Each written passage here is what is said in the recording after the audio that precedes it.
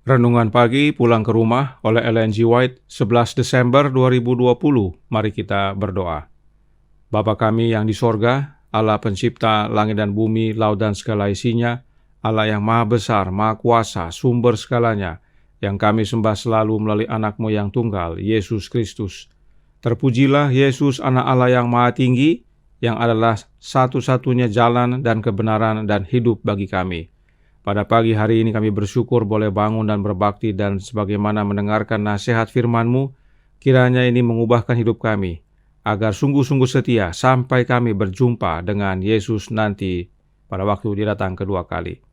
Beserta kami sepanjang perbaktian ini kehendak-Mu yang jadi, ampun kami akan dosa dan salah, karena kami berdoa hanya melalui anak Allah yang tunggal, Yesus Kristus, yang adalah Tuhan dan Juru Selamat kami. Amin. Renungan hari ini akan dibacakan oleh Ibu Grace Silitonga. Silakan Ibu Grace. Selamat pagi. Renungan pagi kita hari ini tanggal 11 Desember 2020 berjudul Pemulihan Adam.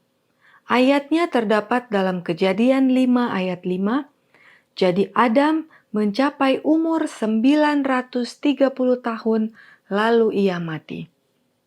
Sementara umat yang sudah ditebus disambut ke dalam kota Allah, berkumandanglah di udara sorak pujian.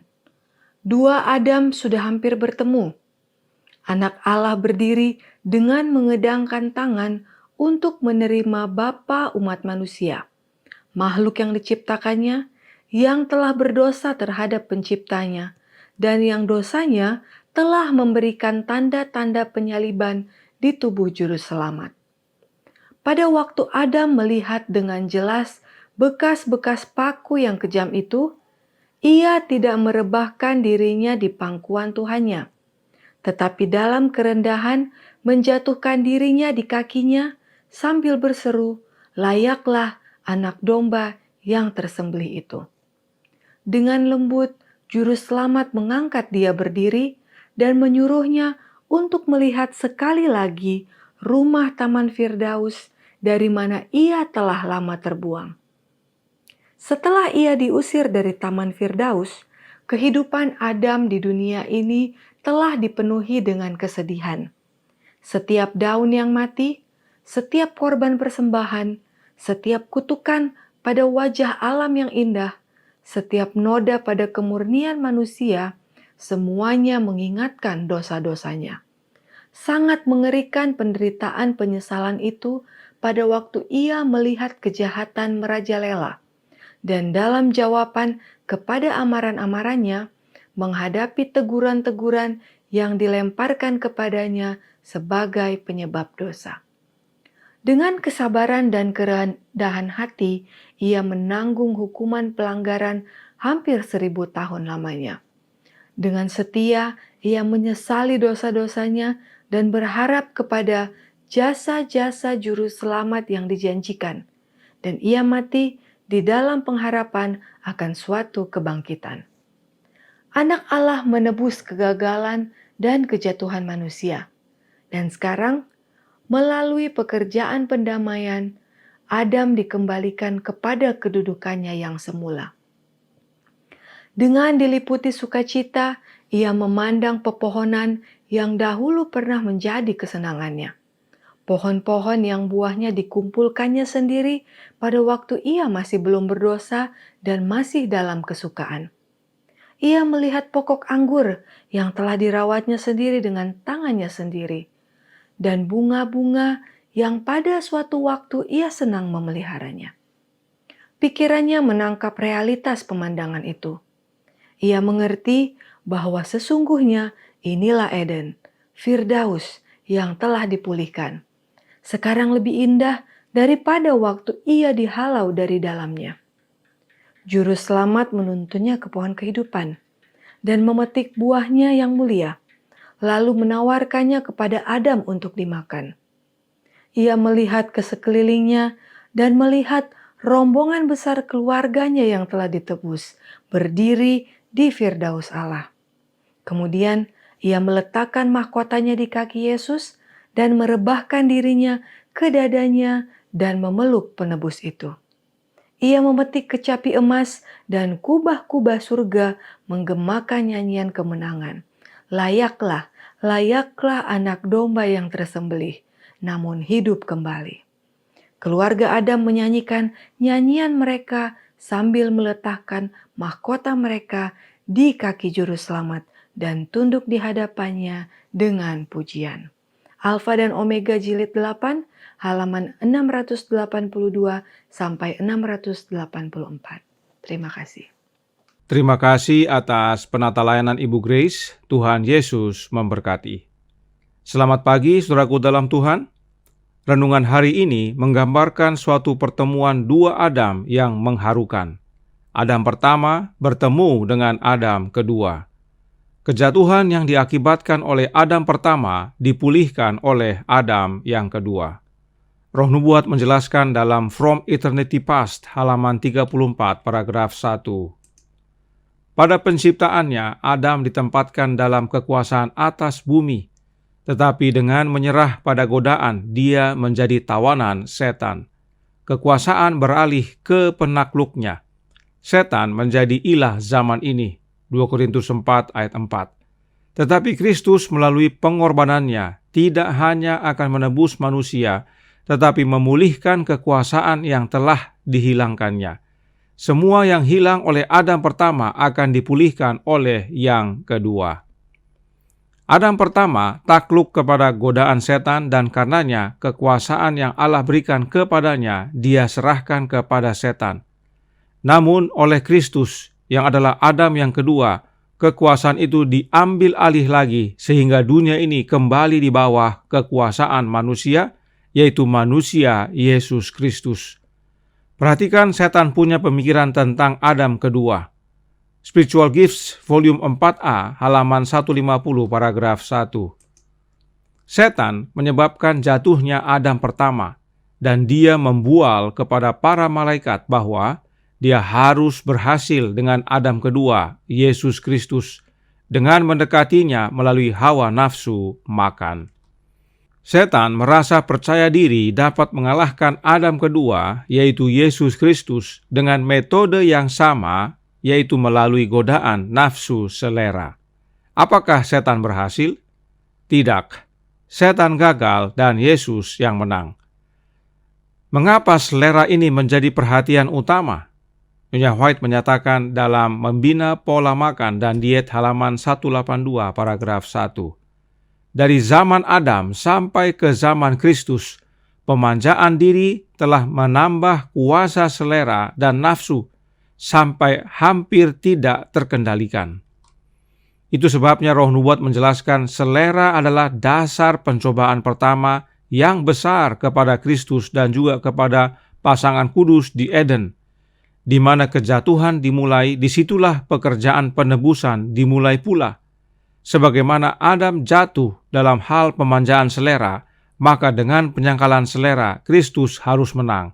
Membina Pola Makan dan Diet halaman 181 paragraf 1. Inilah dasarnya mengapa setan merasa yakin dia bisa kalahkan Yesus melalui selera. Sebab manusia tidak bisa kendalikan selera dan ini masih terjadi sampai sekarang ini. Tetapi Yesus tidak takluk, Yesus menang. Yesus tidak mau diperbudak oleh setan. Roh Nubuat melanjutkan. Christ Triumphant halaman 217 paragraf 3 yang berkata, setan memikat Adam pertama dengan penyesatannya, sama seperti dia memikat pria dan wanita hari ini, menuntun mereka untuk mempercayai kebohongan. Adam tidak menjangkau melampaui kemanusiaannya untuk kuasa ilahi. Dia percaya kata-kata setan. Tapi Adam kedua tidak menjadi budak belian musuh. Adam pertama gagal karena dia tidak bergantung kepada kuasa ilahi. Lalu bagaimana dengan Adam yang kedua yang menang atas setan?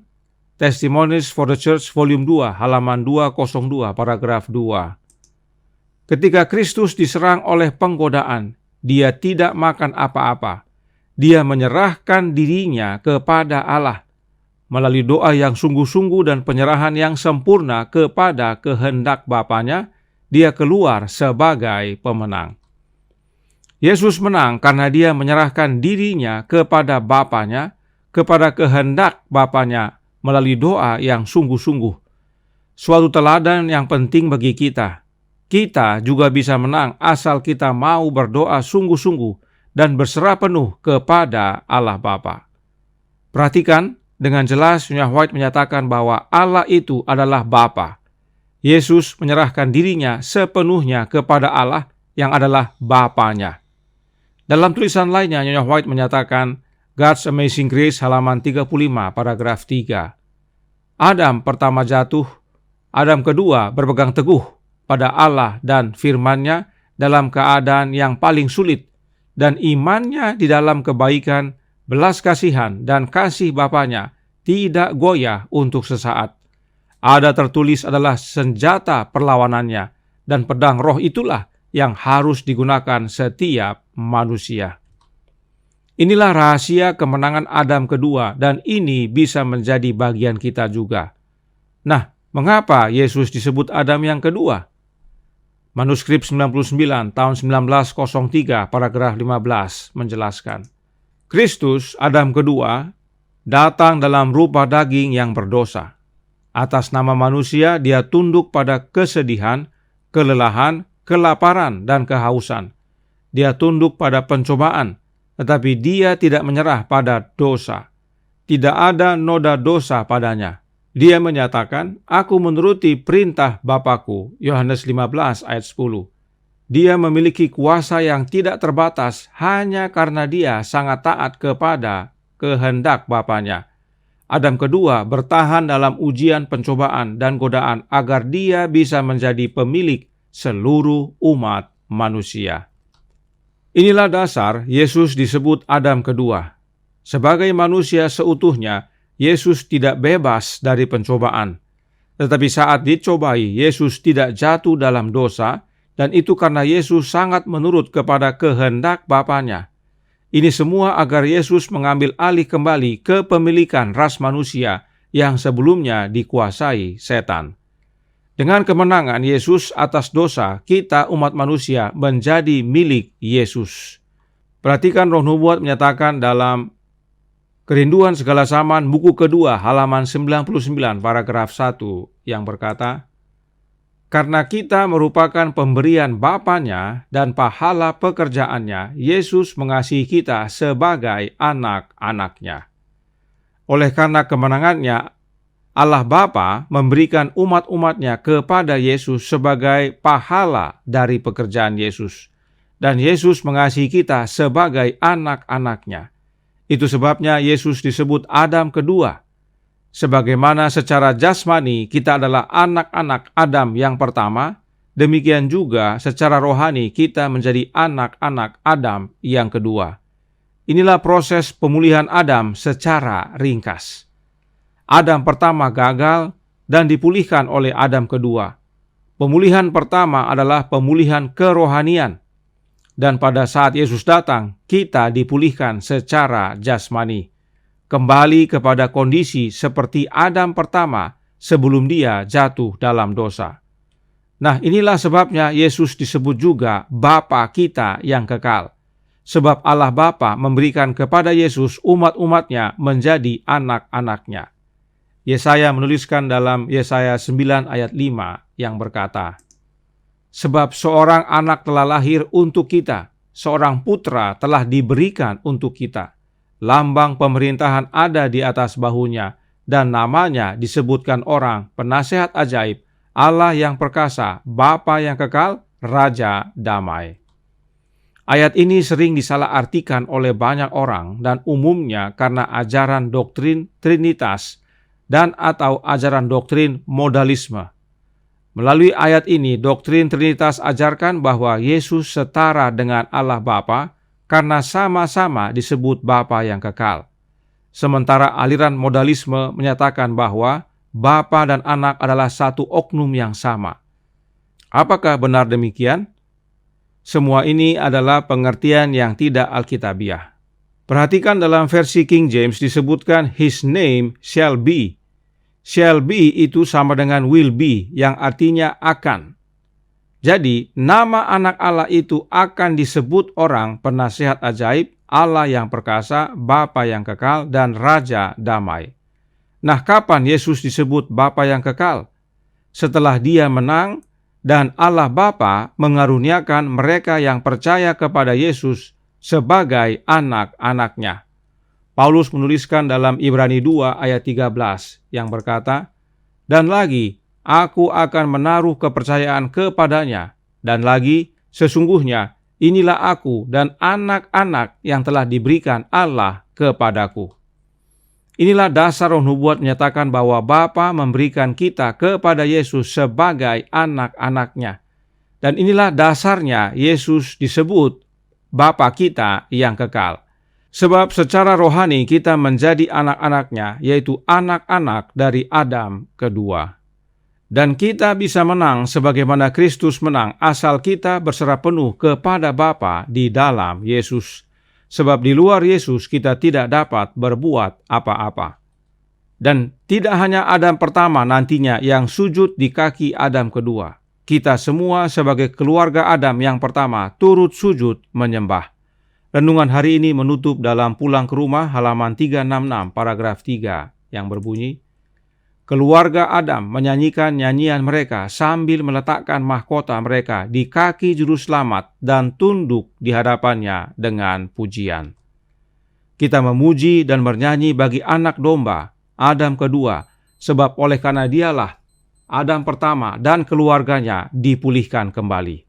Terpujilah Yesus anak Allah yang maha tinggi. Saya bawa dalam nama Yesus.